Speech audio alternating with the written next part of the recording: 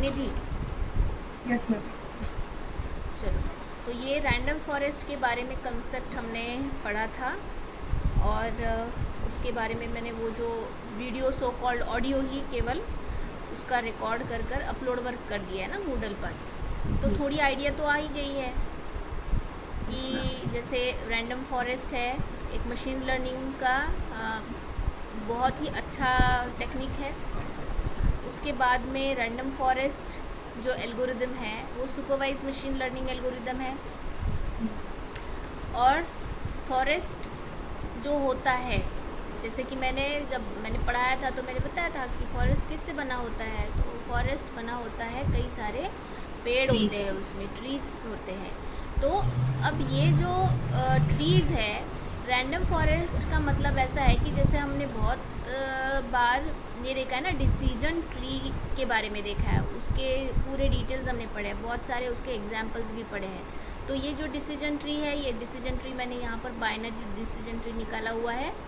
तो ये decision tree और ऐसे कई, एक से ज़्यादा कई डिसीजन ट्री का अगर हम लोग जो रिज़ल्ट है वो एग्रीगेट कर लेंगे तो हमें रैंडम फॉरेस्ट एल्गोरिदम के द्वारा जो भी आपका आउटकम है वो मिल जाएगा।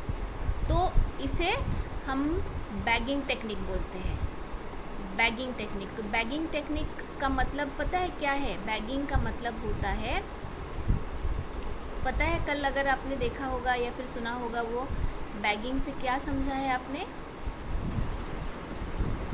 मैम सारे सॉल्यूशंस लोग को इकट्ठा करना। अच्छा ठीक है, देखो मैं अभी फिर से एक बार बता देती हूँ। बैगिंग का मतलब होता है, दो शब्दों से बना हुआ है वो, बूट स्ट्रैपिंग प्लस एग्रीगेटिंग। ठीक है, तो बूट स्ट्रैपिंग, देखो बूट स्ट्रैपिंग और एग्रीगेटिंग बन गया बैगिंग। समझ में आया यहाँ पर?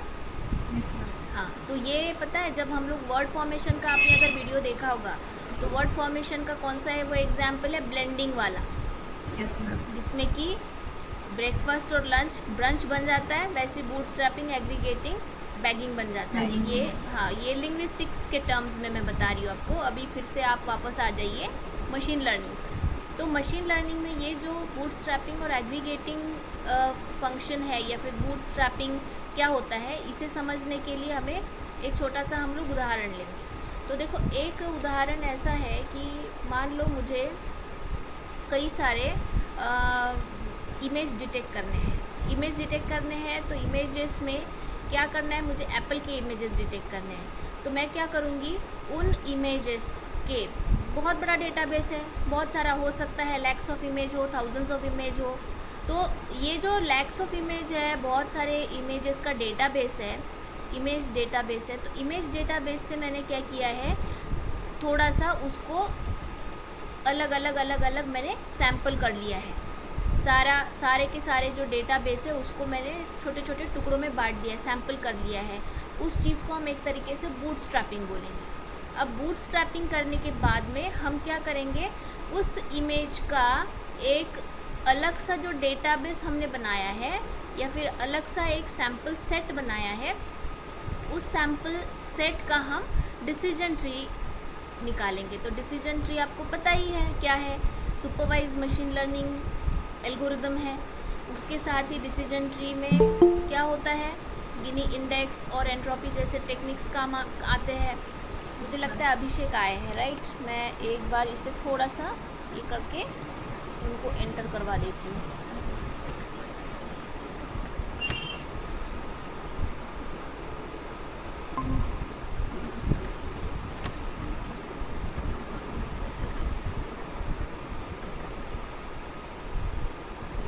सुप्रभात मैडम। हाँ, सुप्रभात बेटा, आपको दिख रहा है ये स्क्रीन?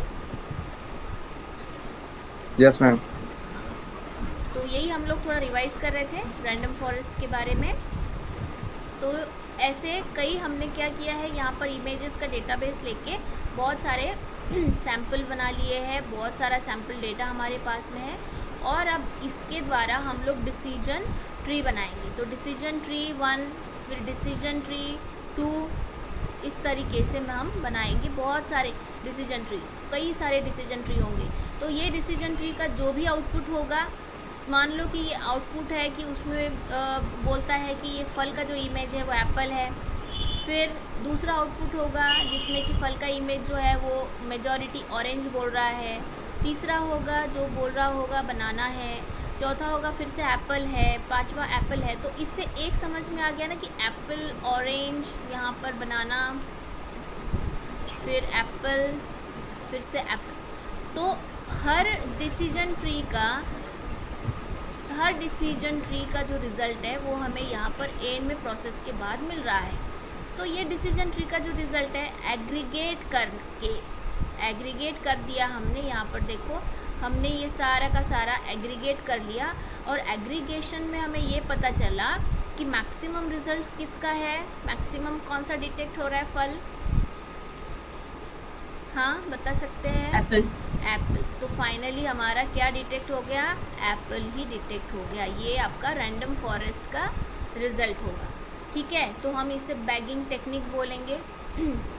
और बैगिंग टेक्निक से क्या हो रहा है कि यहाँ हमें एक तरीके से आपका जो ओवरऑल रिज़ल्ट है वो रिज़ल्ट भी बहुत अच्छा मिल रहा है, बहुत, जिसे हम बोल सकते हैं कि एक्यूरेट मिल रहा है। तो देखो, हमेशा क्या होता है ना, जितना एक्यूरेट आपको रिज़ल्ट चाहिए उतने ज़्यादा डिसीजन ट्री बनाने चाहिए आपने।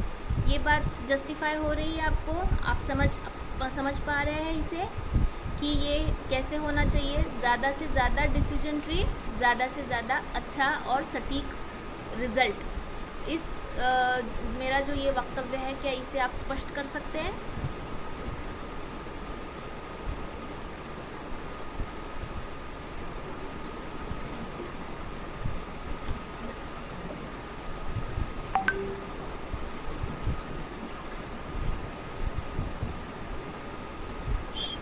मैंने नाम नहीं लिया इसलिए चुप बैठ गया क्या निधि? नहीं मैम, सोच रहे हैं। चलो ठीक है, इसको सोचो। मैम जितने ज़्यादा, हाँ बताओ मैम जितने ज़्यादा डिसीजन ट्रीज बनेंगे, मतलब आउटपुट में जब कॉमन आएगा तो क्लियर हो जाएगा कि यही सोल्यूशन है। हाँ, यही सोल्यूशन है। ठीक है, मतलब आपका जो आपने जिस तरीके से सोचा है सही है, पर बेसिकली क्या है कि नंबर ऑफ डिसीजन ट्री को बढ़ाना, इससे क्या हो रहा है ना कि देखो, मान लो कि 1000 सैम्पल्स है। 1000 सैम्पल्स में मैंने क्या किया, 10 डिसीजन ट्री बनाए। तो 10 डिसीजन ट्री में से 100 के हमें, हर डिसीजन ट्री का हमें कुछ ना कुछ आउटपुट मिल गया। ठीक है, अब मुझे एक बात बताओ, 10 की जगह पे अगर तुम 100 डिसीजन ट्री लेती,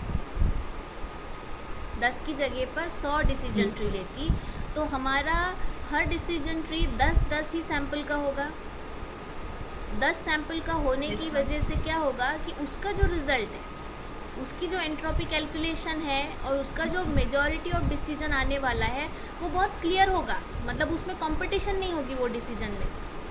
यस मैम। हाँ, मान लो कि जैसे 10 में क्या हो गया कि पता चला कि 3 नोड्स आपके ऑरेंज के हैं, तो बाकी 7 नोड एप्पल के हैं, तो मेजॉरिटी डिसीजन बन गया। अब यहाँ पर कैसा हो रहा है, अगर मैं 100 लेती हूँ, एक ही डिसीजन ट्री में 100 नोड्स लेती हूँ, मतलब 100 सैम्पल्स लेती हूँ, तो उससे क्या होगा, मेरा 30 बनाना है, 20 एप्पल है, उसके बाद में 40 ऑरेंज है।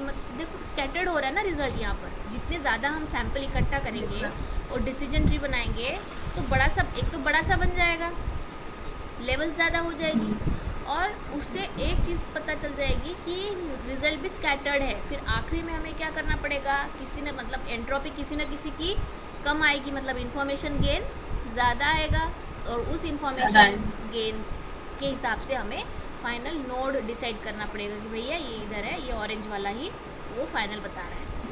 पर अगर ये 10-10 के ही सैंपल लेते तो उसमें सटीकता ज़्यादा रहेगी, एक्यूरेसी ज़्यादा रहेगी। Yes ma'am.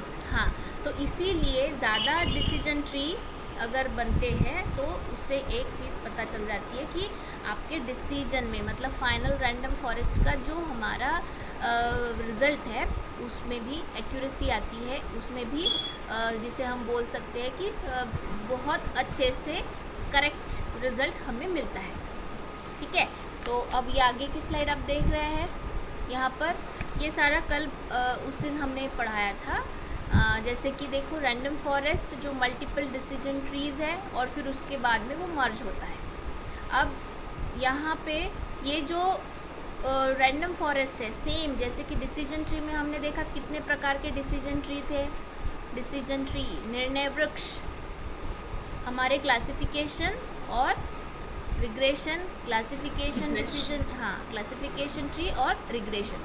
तो उसी तरीके से रैंडम फॉरेस्ट में भी, चूँकि रैंडम फॉरेस्ट क्या है, डिसीजन ट्री का ही एक एडवांस वर्जन है। तो रैंडम फॉरेस्ट में दोनों भी प्रकार एज इट इज़ मिल जाते हैं। एक तो आप क्लासिफिकेशन प्रॉब्लम को भी आप सॉल्व कर सकते हैं और रिग्रेशन की जो समस्या है उसको भी आप यहाँ पर सुलझा सकते हैं। तो क्लासिफिकेशन से आपने क्या समझा है, कैटेगोरिकल डेटा है, ठीक है। और रिग्रेशन से आपने क्या समझा है कि कंटिन्यूस डेटा है, यस कंटिन्यूस डेटा है, न्यूमेरिकल डेटा है। तो ये जो दोनों डिस्टिंक्शन आ रहे हैं तो इसके बारे में तो हमने बहुत अच्छे से पढ़ा था ना। क्लासिफिकेशन और रिग्रेशन का डिफरेंस जो हमने पिछले बार पढ़ा था उसमें बाकायदा दिया हुआ है कि एग्जैक्टली दोनों में क्या क्या डिफरेंस है। तो यहाँ पे ये रैंडम फॉरेस्ट का एग्जाम्पल है। ये देखिए जो मैंने एप्पल ऑरेंज को कहा था तो उसी तरीके से ये सारे फीचर्स है हमारे। ये जो दिख रहा है ये नोड्स क्या है, ये सारे आपके फीचर्स है। इसे फीचर्स भी बोल सकते हैं हम लोग। और क्या बोलते हैं बेटा अभिषेक? और फीचर को क्या बोलते हैं? एट्रीब्यूट भी बोलते हैं। Attribute, yes ma'am. और क्या बोलते हैं, कुछ बोलते हैं मैम क्या? प्रॉब्लम्स, हाँ ये वेरिएबल्स, हाँ वेरिएबल्स भी बोलते हैं, वेरिएबल्स भी बोलते हैं। प्रॉब्लम्स। हाँ पर ये प्रॉब्लम कब बोलेंगे? एक्चुअली ये रूट नोड क्या दर्शाता है तो मैं बोलूँगी प्रॉब्लम दर्शाता है, ठीक है ना। प्रॉब्लम दर्शाता हाँ, है और अगर- उसके जो सब ब्रांचेस हैं हाँ वो मैडम डिसीजंस दर्शाते हैं। Yes. और जो लीफ नोड में हमें मिलता है वो सॉल्यूशंस रहते ये हैं। सॉल्यूशंस रहते हैं, ठीक है, वेरी गुड। तो ये सॉल्यूशंस है आपके। ये जो डिसीजन ये जो ब्रांचेस है ये आपके डिसीजंस दिखा रहे हैं, ठीक है, वेरी गुड। तो अब यहाँ पे ये जो डिसीजन ट्री बना हुआ है ना, जैसे दो डिसीजन ट्री बने हुए हैं दो अलग अलग फीचर्स को लेके। अब ये जो फीचर्स है इन फीचर्स को हमने क्या कर दिया, यहाँ पर समेशन क्या कर दिया, एग्रीगेटिंग कर दिया है, एग्रीगेट कर लिया है। एग्रीगेट करने के बाद में हमें इन तीनों का अलग अलग, जैसे ये यहाँ पर है, यहाँ पर है, यहाँ पर है, इन तीनों का या चारों का या 100 या फिर 1000 डिसीजन ट्री का मिला के हमें एक फाइनल रिजल्ट मिल जाता है जो कि आपका फाइनल रैंडम फॉरेस्ट का सॉल्यूशन होता है, ठीक है। अब ये और एग्जांपल और अच्छे से हम लोग आगे की स्लाइड में समझते हैं। देखिए यहाँ पर ये क्लासीफायर है। अब ये decision tree 1, decision tree 2, decision tree 3। तो यहाँ दिख रहा है आपको ये डेटा सेट है। अब डेटा सेट को हमने क्या किया, 3 भागों में बांटा। तो यहाँ पे मैं ये बोलूँगी डेटा सेट 1 है, ये डेटा सेट 2 है और ये डेटा सेट 3 है, ठीक है। अब यहाँ पर जो डेटा सेट है उसके सहायता से, उस डेटा सेट से हमने क्या किया, डिसीजन ट्री बनाया है। यहाँ पर दिख रहा है डिसीजन ट्री। और डिसीजन ट्री बनाने के बाद में हमें ये प्रेडिक्शंस मिल गए। प्रेडिक्शंस का मतलब क्या है, हमारे फाइनल सॉल्यूशन। हाँ, तो D1 का ये सॉल्यूशन है, D2 का ये है, D3 का ये सॉल्यूशन है। तो ये हमारे प्रेडिक्शंस मिल गए हैं, फाइनल प्रेडिक्शंस मिल गए। अब ये फाइनल प्रेडिक्शंस मिलने के बाद में हम क्या करेंगे पता है, मेजॉरिटी वोट टेकन। मतलब मेजॉरिटी वोट टेकन मतलब जिसको ज़्यादा वोट है वही जीतेगा ना, डेमोक्रेसी। हाँ, तो जिसको ज़्यादा वोट है वही हमारा राजा बनेगा, तो वही हमारा क्या होगा, सॉल्यूशन होगा। जिसको ज़्यादा वोट है, जिसके ज़्यादा प्रेडिक्शंस है, जो कि ज़्यादा अकरेंसेस आ रहा है, तो ज़्यादा बार आ रहा है, तो उसका ही हमें क्या करना पड़ेगा, एक फाइनल प्रेडिक्शन करके इसे फाइनल सॉल्यूशन में डालना पड़ेगा। ये जो है ये हमारा फाइनल प्रेडिक्शन है। फाइनल प्रेडिक्शन ही आपका फाइनल सॉल्यूशन है। कन्फ्यूजन है इसमें आपको, किसी भी प्रकार की समस्या है? No madam. हाँ, तो ये जो मेजॉरिटी वोट टेकन जो है इसका अर्थ आपको समझ में आया है कि क्या है exactly? Yes ma'am. Very good. तो आगे बढ़े अभी। Yes ma'am. अब देखो ये एग्जाम्पल मैंने समझाया था, अभिषेक जब क्लास में था तो मैंने इसे समझाया था, तो मैं अभी फिर से उसे एक बार समझाने की कोशिश करती हूँ। तो इससे अच्छा है क्यों ना अभिषेक ही समझा दे। अभिषेक, यस मैम। ये जो एग्जाम्पल आपको दिख रहा है स्क्रीन पर, यस मैम, दिख हाँ रहा। हाँ, तो ये मैंने ना एंड्रयू को मैंने अभिषेक कर दिया था। यस तो मैम। हाँ, तो इससे आप समझा सकते हैं कि या एग्जाम्पल क्या है ये। मैम ऐसा ही एग्जाम्पल है, उदाहरण दिया गया है कि एंड्रयू नाम का या फिर अभिषेक का हाँ, नाम का, कोई भी, हाँ अभिषेक ही हाँ हाँ ने डिसाइड किया कि वो 1 साल के लिए वैकेशन पे जाएगा। हाँ हाँ, तो वो अपने दोस्तों से पूछता है कि सजेशन देने बोलते हैं कि कहाँ जाना है, क्या करना है, हम्म, किस जगह जाना है। लेकिन फर्स्ट फ्रेंड ने उसे ये बताया कि जो तुम्हारे डिसलाइक्स या लाइक्स हैं, पिछले ट्रेवल्स में तुम्हारे डिसलाइक्स लाइक्स हैं, उनके बेसिस पे तुम अपना डिसीजन लो। नहीं तो देखो, किस। हाँ, मैं अभी थोड़ा सा आपको यहाँ पर रोकूंगी। उसके बेसिस पे डिसीजन लो ऐसा नहीं बोलता है वो। मान लो अभिषेक यस को मैम। जाना है आउटिंग पर, मतलब वेकेशन पर जाना है, हाँ, लॉन्ग ड्यूरेशन पर। तो क्या हो गया ना कि अभी चेतन से पूछेंगे, वो निधि से पूछेंगे, आपके और कोई दोस्त होंगे उनसे पूछेंगे, 4-5 दोस्तों से वो पूछेंगे।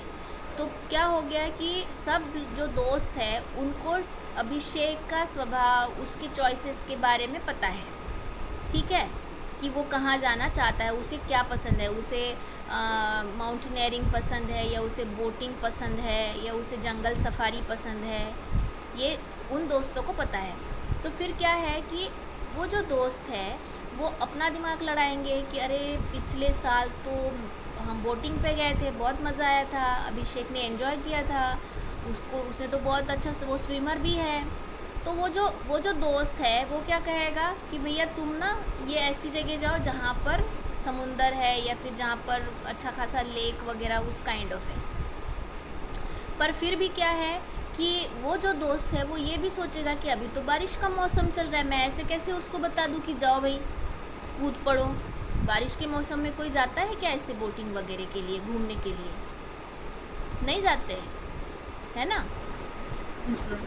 तो उस हिसाब से उसने बोटिंग का डिसीजन नहीं लेना है, तो फिर वो सोचेगा कि और क्या बेटर डिसीजन हो सकता है। बोलने का मतलब ये है कि अभिषेक के जितने भी दोस्त लोग हैं उन दोस्त लोगों के पास में अभिषेक से संबंधित या फिर अभिषेक पिछले कई सालों से वेकेशंस पर जा रहा है तो उससे संबंधित कई सारी स्टोरीज उनके पास में है, उसके लाइक्स और डिसलाइक्स उनके पास में है। तो उसको एनालाइज करके एक जो डिसीजन ट्री की जो प्रक्रिया होती है, जो हमने कहा कि मनुष्य प्राणी की जो डिसीजन ट्री की प्रक्रिया होती है जो मस्तिष्क में चलती है, उस हिसाब से हर कोई दोस्त अभिषेक को अपना अपना डिसीजन दे देगा, ठीक है। तो एक ने कहा, निधि ने कहा तुम जाओ उधर राजस्थान में जाओ घूमने के लिए, एक ने कहा नहीं तुम शिमला जाओ, फिर दूसरे ने फिर से कहा कि तुम केरल जाओ, चौथे ने कहा नहीं राजस्थान साइड में जाओ, पांचवें ने कहा शिमला जाओ, और छठवें ने फिर से कहा शिमला जाओ, सातवां भी बोल रहा है शिमला जाओ। तो क्या हो गया अभी? हाँ निधि? मैम सबने शिमला ज़्यादा सजेस्ट किया, हाँ, सबने मतलब मेजॉरिटी ऑफ फ्रेंड्स, मेजॉरिटी ने। हाँ, शिमला। तो फिर अभिषेक क्या करेगा? मैम वो शिमला जाएगा। यस, यही है कॉन्सेप्ट आपके रैंडम फॉरेस्ट की, ठीक है, समझ में आया? Yes ma'am. हाँ, तो ये कॉन्सेप्ट है रैंडम फॉरेस्ट की। तो अभिषेक आप शिमला कब जा रहे हैं? लॉकडाउन के बाद पूरी तरह ये कंडीशन खत्म हो जाएगी तब। चलिए कोशिश करेंगे अपना एक छोटा सा क्लास है उसी की कहीं हम लोग ना पिकनिक निकालें लॉकडाउन के बाद, क्योंकि आगे यस तो मैम। तरस रही है आप लोगों को सामने देखने के लिए। Yes ma'am. चल आगे बढ़ते हैं।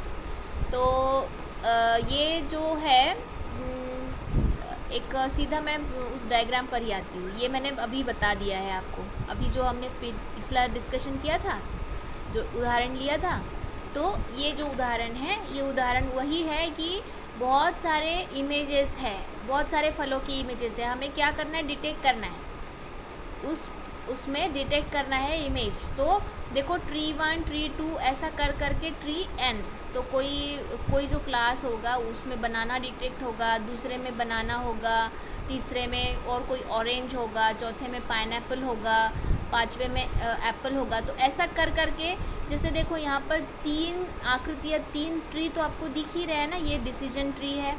ये डिसीजन ट्री हमें यहाँ पर जो मेजॉरिटी वोटिंग है, उस मेजॉरिटी वोटिंग से क्या पता चलता है कि फाइनल क्लास हमारा एप्पल है। ठीक है, इसके बारे में मैंने अभी डिस्कस किया है। इसमें कोई डाउट है?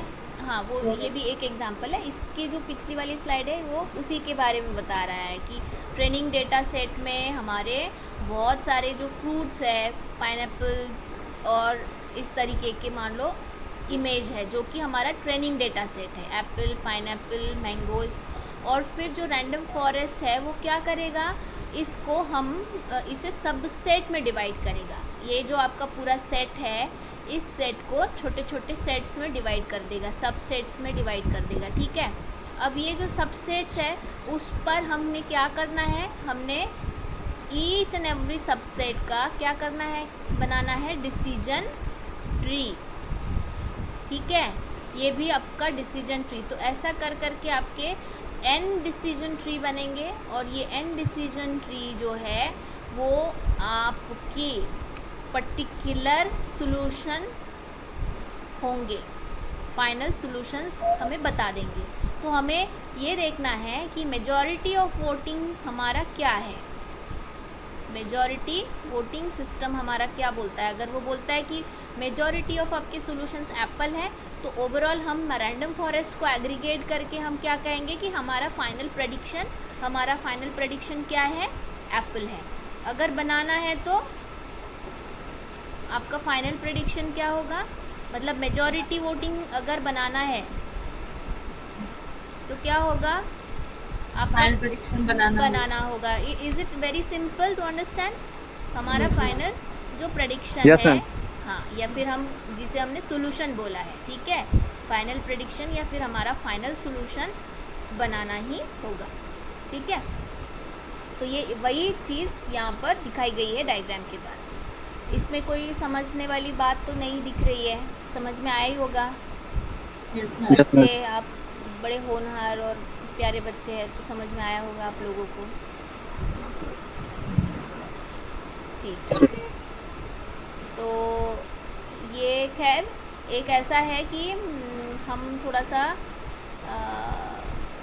इस पे जाते हैं, ये डिस्कशन करते हैं थोड़ा। ये वाला डिस्कशन ऐसा है कि देखो, रैंडम फॉरेस्ट अगर हम अप्लाई करते हैं तो अब ये तो पता चल गया कि मैक्सिमम वोटिंग के थ्रू हम उस क्लासिफायर को काम में ला सकते हैं। ठीक है, या फिर हम उसी के आधार पर रिग्रेशन का प्रॉब्लम भी सॉल्व कर सकते हैं। तो बेसिकली पता है कि जब हम लोग रैंडम फॉरेस्ट को डिवाइड करते हैं, ठीक है ना, हम लोग जो रैंडम फॉरेस्ट को डिवाइड करना का मतलब क्या है कि आपके ये समझ लीजिए, ये है आपके 1000 सैम्पल्स। तो हम क्या करेंगे, इसे डिवाइड करेंगे 10-10 के या फिर 100-100 के, इसमें 100-100 के सैम्पल्स में डिवाइड कर लेंगे इस तरीके से, अभी मैंने बताया था।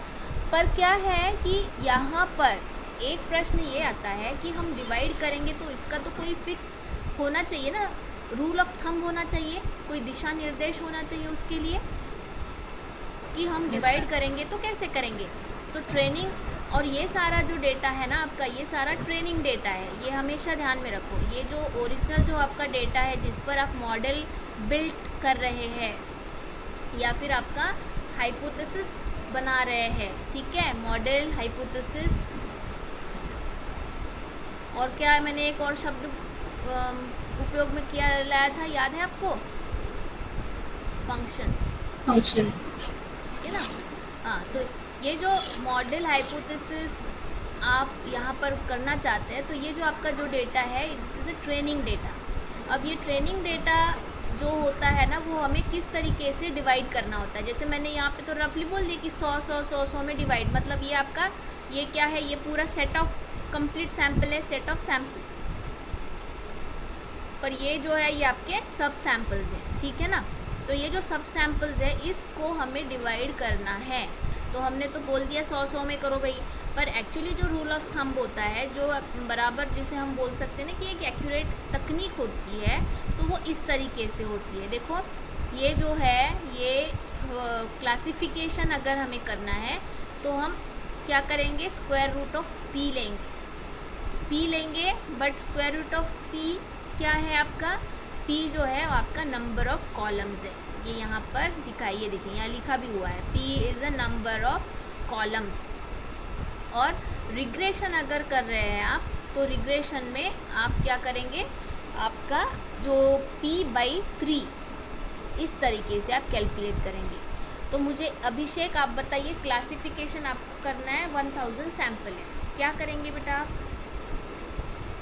आप सबसेट कैसे बनाएंगे, सब सैम्पलिंग कैसे करेंगे, और हर सैम्पल कितने, हर सैम्पल जो होगा मतलब सब सैम्पल होगा उसमें टोटल कितने सैम्पल्स होंगे। अभिषेक आप बताइए, और रिग्रेशन के बारे में निधि आप बताइए।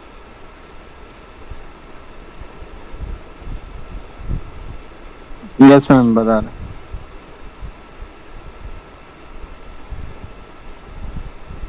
आपकी टोटल सैम्पल है 1000। अब आपको करना है क्लासिफिकेशन, और निधि को बताना है रिग्रेशन के सब सैम्पल्स।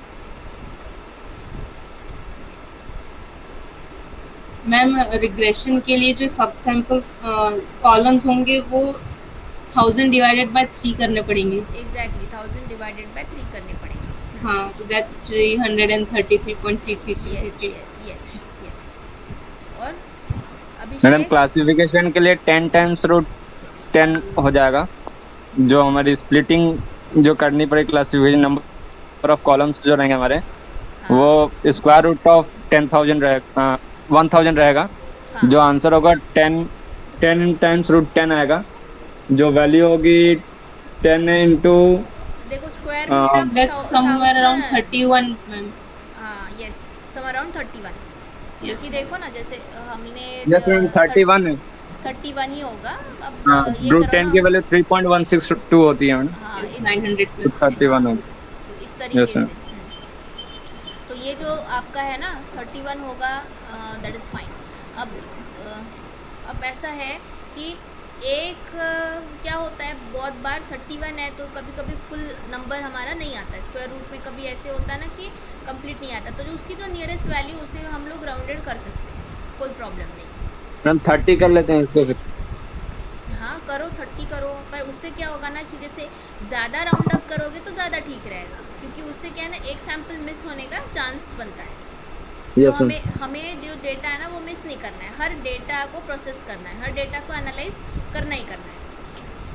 तो मैक्सिमम जो है उसकी राउंडिंग इस तरीके से करो, नियरेस्ट बिगर नंबर से, ना कि लोअर नंबर से, ठीक है, इंक्रीजिंग साइड वाला उसका राउंड अप होना चाहिए। तो ये है हमने किस तरीके से उसे बांटना है, किस तरीके से उसकी सब सैम्पलिंग करनी है। तो देखो अब ये जो रैंडम फॉरेस्ट क्लासीफायर और रैंडम फॉरेस्ट रिग्रेसर, इस रैंडम फॉरेस्ट क्लासीफायर और रिग्रेसर में वही डिफरेंस है जो कि आपका जनरल क्लासीफायर और जनरल रिग्रेशन में होता है। जैसे हमने डिसीजन ट्री में भी देखा, और जनरली वैसे भी हमने पिछले वर्ष भी एक दो बार उसका देखा था। तो हमें ज़्यादा इसको डेप्थ में नहीं ये करना है, वही एक चीज़ छोटी हम रिवाइज यहाँ कर लेते हैं कि रिग्रेशन में ये होता है कि डिस्क्रीट लेबल्स होते हैं, ठीक है। रैंडम फॉरेस्ट क्लासीफायर में जो लेबल्स है वो डिस्क्रीट होते हैं, we make it as a class. और हाँ, और जो रिग्रेशन होता है उसमें न्यूमरिक और या फिर कंटिन्यूस आउटपुट होते हैं। हाँ, और उसको भी हम लोग क्लास के द्वारा ही डिफाइन कर सकते हैं। तो कन्फ्यूजन नहीं होना चाहिए, रिग्रेशन में क्लास नहीं बोला था या फिर क्लासिफिकेशन में क्लास नहीं बोला था, ये दोनों भी क्लासेस को ही डिनोट करते हैं, ठीक है ना, दोनों ही क्लासेस को डिनोट करते हैं। जैसे अभी देखो यहाँ एग्जाम्पल के तौर पर patient is suffering from cancer और नॉट, ठीक है ना, पेशेंट सफरिंग कैंसर और नॉट, एलिजिबल फॉर लोन और नॉट। तो इसके कई सारे एट्रीब्यूट्स होंगे, फीचर्स होंगे, तो यहाँ पर जैसे बहुत फेमस, मैं बार बार वही उदाहरण देती हूँ, स्पैम, नॉट स्पैम, क्या है ये? डिस्क्रीट है, लेबल है एक Yes, तरीके का। कैंसर, ये कैंसर पेशेंट है या नहीं है, ये क्या है? डिस्क्रीट है एक तरीके का। फिर लोन के लिए एलिजिबल है व्यक्ति या नहीं एलिजिबल है, ये डिस्क्रीट है, ठीक है। पॉजिटिव सेंटीमेंट है या फिर निगेटिव सेंटीमेंट है, क्या है? डिस्क्रीट है, डिस्क्रीट लेबल्स है। वैसे ही रिग्रेशन में हो क्या होगा कि जो आपका न्यूमेरिकल डेटा है, the prices of house, milk production of cows, ये क्या है? ये आपके न्यूमेरिकल वेरिएबल्स है। जैसे 10 लाख से आपका जो प्राइजेज ज़्यादा है, आपकी जो हाउस का प्राइस है वो 10 लाख से ज़्यादा है या कम है। Milk production of cows 20 litre से कम है या ज़्यादा है। ग्रॉस इनकम ऑफ कंपनी मान लो कि 20 मिलियन से ज़्यादा है या कम है। क्या हो रहा है यहाँ पर? न्यूमेरिकल वैल्यू है, yes, कंटिन्यूअस डाटा। continuous हाँ, भी और ये कंटिन्यू डेटा उसका कंटिन्यूअस है।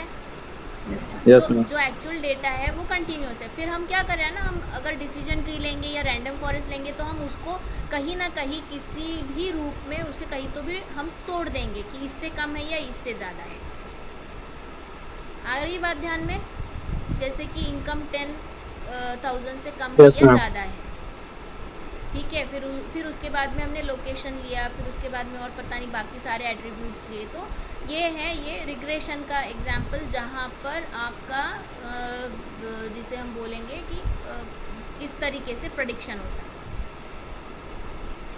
तो प्रेडिक्शन एक तो कंटिन्यूस वेरिएबल होगा और फिर वो ऑटोमेटिकली क्लास में भी आएगा, क्लास भी उसका डिफाइन हो जाएगा कि ये किस तरीके का है, कम है या ज़्यादा है, या फिर वो कंटिन्यूसली न्यूमेरिकल वैल्यू कुछ और एक्स्ट्रा दे रहा है, ठीक है। तो ये आपका जनरल डिफरेंस है, पर ये सेम चीज़ अप्लाई होती है रैंडम फॉरेस्ट में। कन्फ्यूजन नहीं होना चाहिए, डिसीजन ट्री में भी वैसा है, उसके अलावा कुछ नहीं है। और इसमें भी रैंडम फॉरेस्ट में भी वैसे के वैसा है। तो रैंडम फॉरेस्ट के एप्लीकेशंस दिख रहे हैं आपको स्क्रीन पर? Yes ma'am. Yes, ma'am. हाँ, तो रैंडम फॉरेस्ट के जो एप्लीकेशंस है, बैंकिंग सेक्टर में है, हेल्थ केयर में, स्टॉक मार्केट, ई कॉमर्स में है। तो अब मुझे एक बात बताइए कि ये जो चारों के चारों एप्लीकेशंस है, तो ये आप तो समझ जाएंगे बैंकिंग में कैसा है। जैसे कि अभी कहाँ लोन के लिए एलिजिबल है या नहीं है कस्टमर, है ना? कस्टमर आपका लोन के लिए एलिजिबल है या नहीं है, तो वो क्या होगा कि डिसीजन ट्री बनाएगा।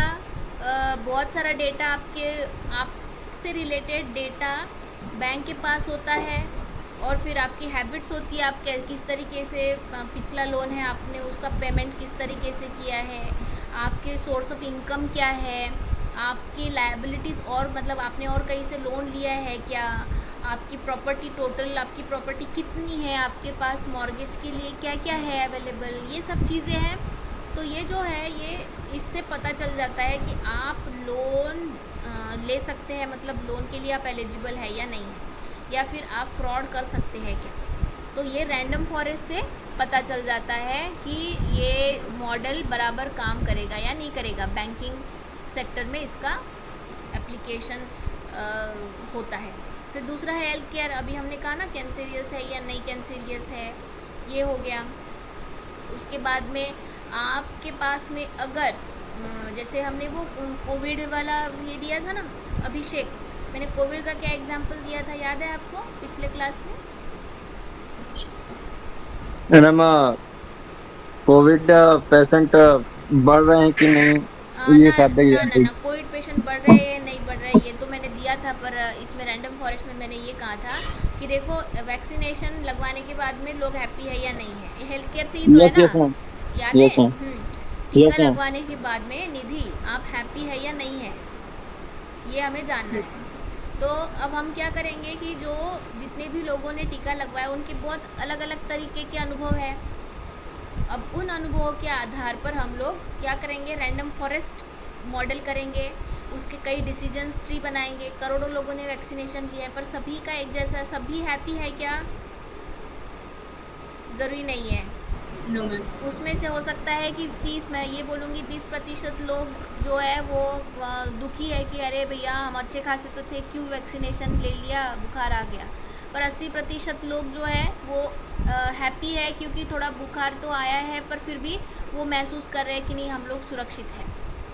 ठीक है ना?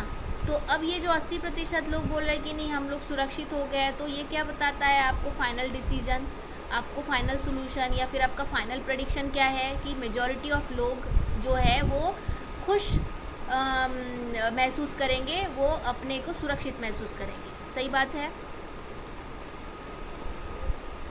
हाँ निधि? Yes ma'am.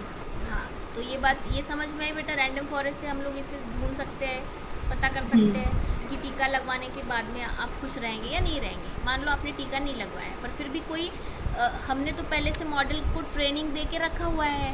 अब मान लो कोई नया व्यक्ति आता है और कोई नया व्यक्ति टीका लगवाता है, तो हम प्रेडिक्ट ज़रूर कर सकते हैं कि वो खुश होगा या नहीं होगा। अब स्टॉक मार्केट है, स्टॉक मार्केट का भी वैसी की फाइनेंशियल एनालिसिस जो होती है, वो फाइनेंशियल एनालिसिस के आधार पर जो स्टॉक का बिहेवियर होता है कि वो बढ़ेगा या घटेगा। सोने का भाव बढ़ेगा या घटेगा, बताओ बताओ। मैम इस पे सोने का भाव, गोल्ड का रेट बढ़ेगा या घटेगा?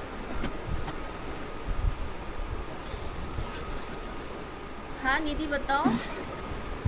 मैम सवाल नहीं समझ रहा है। देखो स्टॉक मार्केट की मैं बात कर रही हूँ। मान लो कि एक जनरल मैंने एग्जांपल लिया, ये स्टॉक मार्केट का प्रॉपर एग्जांपल नहीं है। मैंने कोई बोलना चाहिए कि कंपनी के शेयर्स के बारे में बोलना चाहिए था, पर मैं जस्ट इसलिए बता रही हूँ कि आपको, ताकि वो कॉन्सेप्ट समझे। सोना जो होता है ना, गोल्ड। Yes ma'am. अब मुझे बताइए कि उसका भाव बढ़ेगा या घटेगा? मैम वो तो इस पर डिपेंड करता है कि वो करंट क्या चल रहा है। अच्छा चलो, उसकी- मैंने करंट क्या चल रहा है वो, पर मुझे इन जनरल बताइए कि अभी जो पिछले, आप अभी अगर आपके आजू बाजू कोई मम्मी या फिर आपकी बड़ी सिस्टर होगी तो वो बता सकती है कि सोने का भाव, अगर आप उनको पूछ लेंगे सोने का भाव बढ़ेगा या घटेगा, तो वो बता देंगे। हाँ अभिषेक? Yes madam. मैम बढ़ेगा। हाँ बढ़ेगा भाई, क्यों नहीं बढ़ेगा? क्योंकि देखो मैंने जो देखा ना बचपन में, इतना सस्ता था सोना। मेरी जो नानी थी वो बोलती थी कि ऐसे मिलता था सोना की बस रे बस, पर हम उसको खरीदते नहीं थे। अब ऐसा हो गया ना कि इतना ज़्यादा बढ़ गया है। अब ये है ऑब्वियस कि देखो इतनी जैसे 2-3 पीढ़ियाँ जो हमने जो ऑब्जर्वेशन किया है इतने सालों का, तो कंटिन्यूसली बढ़ाई है वो। थोड़ा बहुत फ्लक्चुएशन होता है, थोड़ा बहुत कम हो जाता है, पर फिर से बढ़ने लगता है। हाँ मैम, इन जनरल तो उसका प्राइस बढ़ता ही है। यस बढ़ता ही है। तो ये कैसे तुमने देखा, कैसे तुमने जाना इन जनरल बढ़ता है? क्योंकि देखो तुम्हारी दादी, नानी, मम्मी, मौसी, ये लोग हमेशा ना सोना खरीद के रख देती है अपने पास में और बोलती कि नहीं ये काम में आएगा, क्योंकि भाव जो उसका वो बढ़ा रहेगा तब। तो अब इससे हमें ये पता चलता है ना कि जो हिस्ट्री है उस पर्टिकुलर कमोडिटी की, जो हिस्ट्री है उस हिस्ट्री के आधार पर, उसकी जो जितने भी हम लोग ऑब्जर्वेशंस करें उसके आधार पर हम लोग उसमें इन्वेस्ट करना है या नहीं करना है, ये हम लोग पक्का जान लेंगे। आपको मैंने कुछ पैसे दे दिए तो आप पक्का जाएंगे और सोना खरीद लेंगे, क्योंकि आपको पता है सोने का भाव बढ़ेगा। वैसे ही स्टॉक मार्केट प्रेडिक्शंस जो होती है ना, ये एग्जाम्पल मैंने जो दिया है, स्टॉक मार्केट प्रेडिक्शंस में भी ऐसी होता है कि कई कंपनी होती है, जैसे कि देखो ONGC के कुछ शेयर्स हैं, है ना। ONGC जो क्रूड ऑयल, मतलब जो रॉ ऑयल होता है वो एक्सट्रैक्ट करते हैं यहाँ से, अर्थ से एक्सट्रैक्ट करते हैं, ठीक है। उनकी बड़ी बड़ी जो होती है प्लांट होते हैं। तो यहाँ पर ONGC के शेयर्स मैं ख़रीदूँगी या नहीं ख़रीदूँगी? अभिषेक क्या करेंगे आप बताइए? मैम उसके प्रीवियस शेयर्स के बेसिस पे हम अपना डिसीजन ले लें। हाँ, अरे मैं तो आंख बंद करके ख़रीद लूँगी अगर मुझे Yes, किसी ने ma'am. ऑफ़र किया है, क्योंकि मैंने ये देखा है कि मैं जब बचपन में इन द सेंस मैं जब छोटी थी तो वो ट्यूशन व्यूशन लूना से जाती थी, लूना थी मेरे पास, तो तभी ना मैंने देखा है 18-20-22 रुपए का पेट्रोल वो चीज़ देखी है मैंने, 22-25-28 रुपए का पेट्रोल। और अब क्या हो गया, अब तो अब तो 100 बार। अब तो बढ़ ही रहा है ना, बढ़ ही रहा है वो। तो मैं तो Yes. डेफिनेटली ये करूँगी। अब वो ओरिजिनल हम क्या है, वो ये ONGC जैसी ही कंपनियां हैं, रिलायंस भी इसमें इन्वॉल्व है, ऐसी कंपनी है जो क्रूड ऑयल में इन्वॉल्व है। तो ये जो है ये इनके शेयर हमेशा हाई जा सकते हैं, ये तो प्रेडिक्ट हम कर ही सकते हैं पिछले एनालाइज करके, पिछले वर्ष का या पिछले 10 वर्षों के। तो स्टॉक मार्केट का भी प्रेडिक्शन हम रैंडम फॉरेस्ट से कर सकते हैं, बोलने का मतलब ये है। वैसे ई कॉमर्स में भी रैंडम फॉरेस्ट एल्गोरिदम काम में आएगा। ई कॉमर्स में जैसे कि देखो आपका प्रेफरेंस क्या है, कस्टमर का प्रेफरेंस क्या है, आप क्या ख़रीदना चाहते हैं। तो जैसे कि देखो कोई जिसे बोलता है ना, कोई व्यक्ति जो वाइट कॉलर जॉब में है, बहुत अच्छे जॉब में है, तो उसकी चॉइस खरीदने की कुछ अलग होगी, ठीक है ना। वो जो अब कोई घरेलू व्यक्ति है उसकी चॉइस अलग होगी खरीदने की। तो आपकी जो भी पास्ट एक्सपीरियंसेस है, आपका जो बिहेवियर स्टडी किया है, उस आधार पर हम प्रेडिक्ट कर सकते हैं आप क्या खरीदना चाहते हैं भविष्य में, ठीक है। Yes ma'am. तो ये रैंडम फॉरेस्ट से पॉसिबल है, ये सारा चीज़ रैंडम फॉरेस्ट से पॉसिबल है, क्योंकि हमने ये देखा है हेल्थ केयर में भी है, स्टॉक मार्केट में भी है, ई कॉमर्स में भी है। अब बात आती है कि हम कंप्यूटेशनल लिंग्विस्टिक्स में इसका कैसे उपयोग लाए।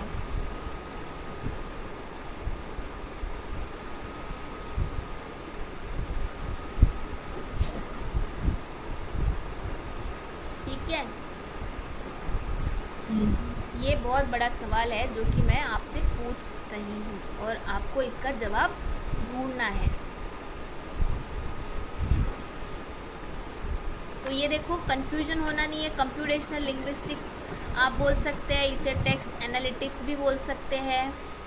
मैंने वैसे एक तो एग्जांपल दे ही दिया है बोलते बोलते उसका, टेक्स्ट। मैम जैसे ये प्रेडिक्शन पे ही है, तो कंप्यूटेशनल लिंग्विस्टिक्स में ऐसा हो सकता है जैसे मोबाइल में टेक्स्ट करते वक्त जो हम लिखते हैं, तो वो ऑलरेडी सजेस्ट कर देता है कि तुम इसके बाद ये लिखोगे। हाँ हाँ, यस, वर्ड प्रेडिक्शन बोलते हैं उसे, वर्ड प्रेडिक्शन। Yes, ma'am.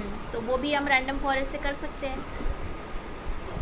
मतलब देखो, थैंक के बाद में यू कितनी बार बोला गया है, अरे 90% तो यू ही बोलते हैं थैंक के बाद में, तो यू आएगा ऑटोमेटिकली। Yes, ma'am. और हाय, जैसे देखो हाय के बाद में क्या बोलेंगे, तो हाय के बाद में मैक्सिमम टाइम मैं बोलूँगी निधि। निधि क्यों बोलूँगी, क्योंकि मैं निधि को मेल लिख रही हूँ। Yes, ma'am. हाँ, मेरे अगर टू में टू फील्ड होता है ना, और फ्रॉम होता है, तो टू में अगर Yes, ma'am. निधि है, टू में निधि नाम की लड़की है, उसका ईमेल आईडी है, तो मैं हाय निधि ही बोलूँगी, है ना। होता है आजकल, Yes, ये ma'am. होता है हाय निधि, फिर हाउ आर, उसके बाद में You. क्या आएगा, यू ही बोलूँगी। होप यू आर डूइंग, मैं बोलूँगी वेल ठीक है। तो ये प्रेडिक्शंस है। आप कैसे, उसके बाद में मैं है ही बोलूँगी, मैं आप कैसी हूँ नहीं बोलूँगी। हाँ, तो ये है आपका बहुत अच्छा एग्जाम्पल दिया आपने। ये मैं इसे बोलती हूँ टेक्स्ट प्रेडिक्शन या फिर वर्ड प्रेडिक्शन। और अभिषेक, आपको कोई सूझ रहा है?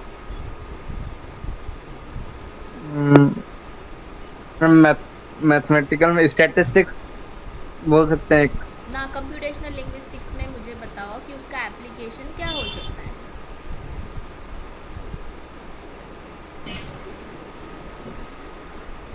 देखो सिंपल है, पॉजिटिव सेंटीमेंट और निगेटिव सेंटीमेंट और न्यूट्रल है या नहीं है कंप्यूटेशनल लिंग्विस्टिक्स का, बताओ। Yes ma'am. मैं बोलूँगी दिस प्रोडक्ट इज एवसम, मैं यहाँ बोलूँगी दिस प्रोडक्ट इज एवसम, ठीक है। एवसम मतलब आपका पॉजिटिव सेंटीमेंट है, मतलब बहुत ही अच्छा प्रोडक्ट है, ठीक है ना। मैं बोलूँगी आई एम नॉट सेटिस्फाइड, आ गया यहाँ पे नॉट, फिर सेटिस्फाइड, निगेशन आ गया। ये जो पॉजिटिव वर्ड है, इस पॉजिटिव वर्ड का यहाँ पे नॉट आ गया, निगेशन इज इक्वल्स टू बन गया वो निगेटिव सेंटीमेंट। मैडम ये सब तो पूरे टेक्स्ट क्लासिफायर में आ जाएंगे ना, कैटेगरी में। हाँ, तो मैं ये बोल रही हूँ, ये कैटेगराइजेशन तो है ही, पर क्या हम यस इसे मैम। डिसीजन ट्री के द्वारा नहीं कर सकते हैं क्या? फिर अगर जो सकते हैं, डिसीजन ट्री में कर सकते हैं वो रैंडम फॉरेस्ट में नहीं कर सकते हैं क्या? कर सकते हैं। हाँ, तो ज़रूरी देखो, पॉजिटिव सेंटीमेंट, निगेटिव सेंटीमेंट, इसे हम बोलते हैं सेंटीमेंट एनालिसिस। तो सेंटीमेंट एनालिसिस को मॉडल करना है आपको, ठीक है? मैं ये बोलूँगी आपका प्रॉब्लम है सेंटीमेंट एनालिसिस। अब ये सेंटीमेंट एनालिसिस को आपको मॉडल करना है, तो मॉडल करने के लिए आपको देखना है कि मॉडल आपका, आप मॉडल के लिए क्या करते हैं? आप ये रैंडम फॉरेस्ट यूज़ करते हैं, या फिर आप बेस थ्योरम यूज़ करते हैं, या फिर आप पिछले बार हमने ये पढ़ा था के मीन्स क्लस्टरिंग यूज़ करते हैं, क्या क्या उपयोग में लाते हैं, ये आप पर डिपेंड है। आ रही बात ध्यान में? Yes ma'am. हाँ, ये सारे ये जितना भी हम पढ़ रहे हैं ना बेटा, ये ध्यान में रखो, ये सारे आपके वेपन्स है, ये हथियार है आपके लिए। फिर आपको ये, जैसे मान लो कि मैंने दे दिया है कुल्हाड़ी आपके हाथ में, तो आपने ये देखना है कि इस कुल्हाड़ी से आप पेड़ काटेंगे या प्याज काटेंगे, ये आपको डिसाइड करना है। मतलब Yes, आप ma'am. उसका उपयोग, जैसे रैंडम फॉरेस्ट तो पढ़ा दिया, पर आपके हाथ में जो प्रॉब्लम है, उस प्रॉब्लम के लिए हमने कौन सा हथियार उपयोग में लाना है? क्या सेंटीमेंट एनालिसिस के लिए रैंडम फॉरेस्ट सही रहेगा क्या? टेक्स्ट प्रेडिक्शन के लिए रहेगा क्या? तो ये जो हमारा जो जनरल, देखो जनरल डिस्कशन का जो एक मैं रिज़ल्ट ये बता रही हूँ कि आपको ये सोच आपकी डेवलप होनी चाहिए कि अरे हाँ, ये टेक्स्ट प्रेडिक्शन के लिए तो काम में आ सकता है। हो सकता है कि सपोर्ट वेक्टर मशीन इससे अच्छा result they, not a doubt, पर ये कब पता चलेगा? जब आप उसे एक्चुअली प्रोग्रामिंग में परफॉर्म करेंगे तब। पर ये तो पता होना चाहिए कि रैंडम फॉरेस्ट इस पर अप्लाई किया जा सकता है। आ रही बात ध्यान में बेटा? Yes ma'am. जैसे कि रैंडम फॉरेस्ट का मैं बोल रही हूँ, मान लो टेक्स्ट प्रेडिक्शन में या फिर positive sentiment, negative sentiment analysis में हमने 0.85 मतलब 85% उसका रिज़ल्ट जो था वो एक्यूरेट था। वही चीज़ अगर मैं डीप लर्निंग से करती हूँ, मतलब आर्टिफिशियल न्यूरल नेटवर्क से करती हूँ, तो मेरा रिज़ल्ट 92% आया है। तो इसका मतलब तो ये नहीं ना कि रैंडम फॉरेस्ट इस पर अप्लाई ही नहीं हो सकता। Yes ma'am.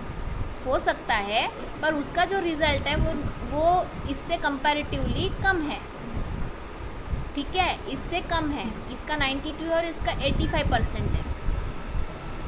पर एक बात ध्यान में ये रखना है कि ये जो मॉडल्स है या फिर ये जो एल्गोरिदम है, ये डे बाय डे इवॉल्व हो रहे हैं, मतलब डेवलप हो रहे हैं।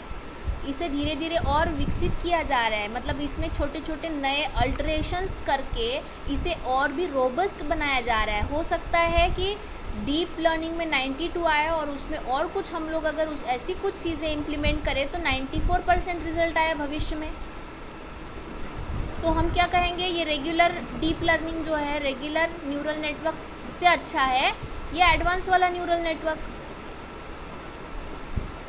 आ रही बात मेरी? अब मतलब डिस्कशन जो मैं कर रही हूँ उसका जो मीनिंग है वो आपके समझ में आ रहा है क्या? Yes ma'am. हाँ अभिषेक? Yes ma'am. चलो, तो ये है आपका क्या क्या आपके एप्लीकेशंस हो सकते हैं। तो देखो, एडवांटेजेस और डिसएडवांटेजेस एक नहीं बोलेंगे, बट लिमिटेशंस एक तरीके से, कि जैसे ये वर्सेटाइल है। वर्सेटाइल इसलिए है कि रिग्रेशन और क्लासिफिकेशन दोनों भी हम उससे कर सकते हैं, रिग्रेशन मॉडल के लिए भी और क्लासिफिकेशन मॉडल के लिए। फिर उसके बाद में एक है कि सबसे इम्पॉर्टेंट बहुत हैंडी एल्गोरिदम है। हैंडी एल्गोरिदम क्यों है भाई? क्योंकि इसमें मैम बहुत सारे डिसीजन ट्रीज लगते हैं। यस, डिसीजन ट्री भी लगते हैं, और जो हाइपर पैरामीटराइजेशन है हाइपर पैरामीटराइजेशन का मतलब क्या है, वही डिसीजन ट्री। मैंने नहीं कहा जितने ज़्यादा डिसीजन ट्री होंगे उतना अच्छा रिजल्ट आएगा। तो उससे क्या होगा ना कि रैंडम फॉरेस्ट अकेला ही काम नहीं करता है, it is called as a ensembling मतलब हम नंबर ऑफ डिसीजंस ट्री को असेंबल करते हैं और फिर हम सॉल्यूशन निकालते हैं। तो ये जो हाइपर पैरामीटराइजेशन है मतलब उसको जो सब सैम्पलिंग करना है, उस सब सैम्पलिंग की वजह से इसका रिज़ल्ट जो है वो बहुत अच्छा आता है। प्रेडिक्शंस देखो यहाँ है ही, गुड प्रेडिक्शंस रिज़ल्ट, अच्छे रिज़ल्ट आते हैं। तो ये जो रिज़ल्ट आते हैं ये हाइपर पैरामीटराइजेशन मतलब डिवीज़न या सब सैम्पलिंग से अच्छे आते हैं।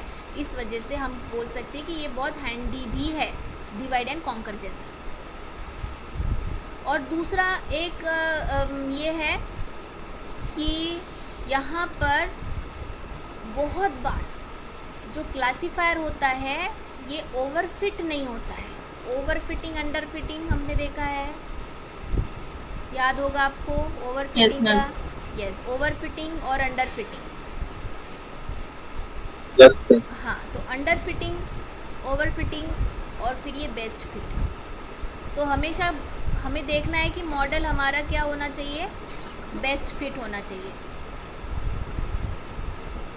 तो ये जो डिसीजन ट्री था सबसे पहले जो हमने किया था, तो डिसीजन ट्री हमेशा ओवर फिटिंग प्रॉब्लम की वजह से रिज़ल्ट अच्छे नहीं देता था। पर डिसीजन ट्री का चूँकि ये इंसेम्बलिंग है मतलब एक डिसीजन ट्री दूसरा तीसरा, तो ये जो इंसेम्बलिंग हो रहा है ना यहाँ पे, तो इंसेम्बलिंग की वजह से यहाँ पर हम बोल सकते हैं कि ये जो ओवरफिटिंग का प्रॉब्लम है उसका सॉल्व हो गया। क्लासीफायर यहाँ पर ओवरफिट नहीं करेगा, ओवरफिटिंग नहीं होगा। ये अगर ये आप इसके बारे में सोचो, अगर आपको कल नहीं समझता है कि ओवरफिटिंग कैसे नहीं होगा भाई, तो हम लोग फिर से उसे डिस्कस करेंगे, ठीक है ना। Yes, ma'am. हाँ, यस और फिर यहाँ लिमिटेशंस एक बताई गई है कि ये स्लो हो जाता है। क्यों स्लो हो जाता है? क्योंकि देखो जितने ज़्यादा डिसीजन ट्री होंगे उतना प्रोसेसिंग का समय ज़्यादा बढ़ेगा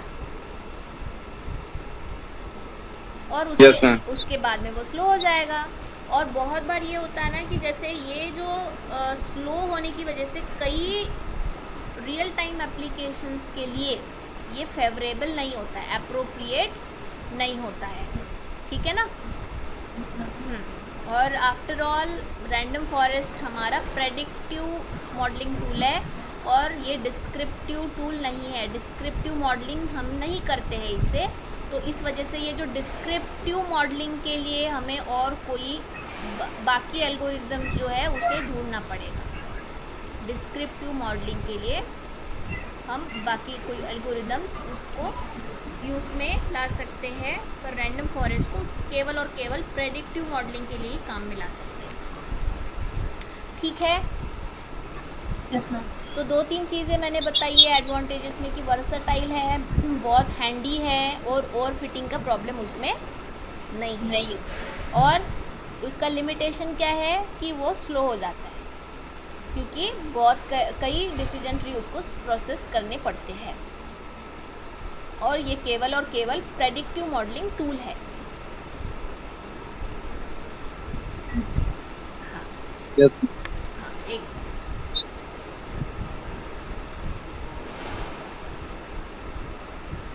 हाँ पाठवून द्या ना।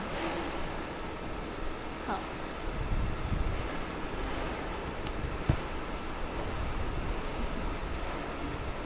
चलो एक बार इसे रिकैप ले लेते हैं डिसीजन ट्री का। देखो आपको याद होगा डिसीजन ट्री क्या है।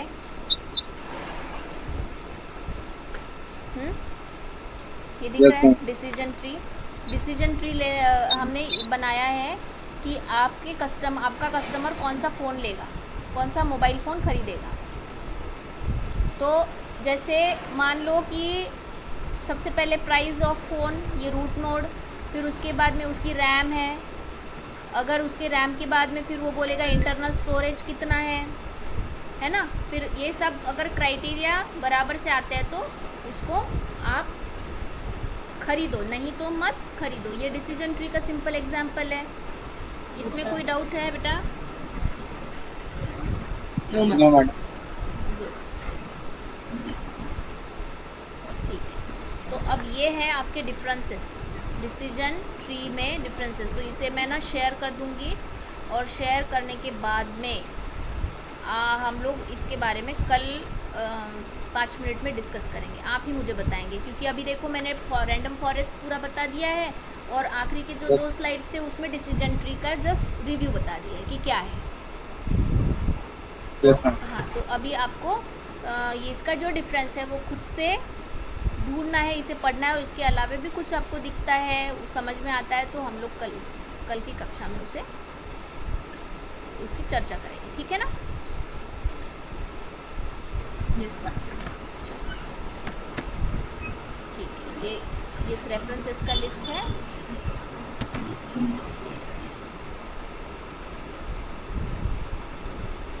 चलो फिर आज यही रुक जाएंगे। Yes ma'am.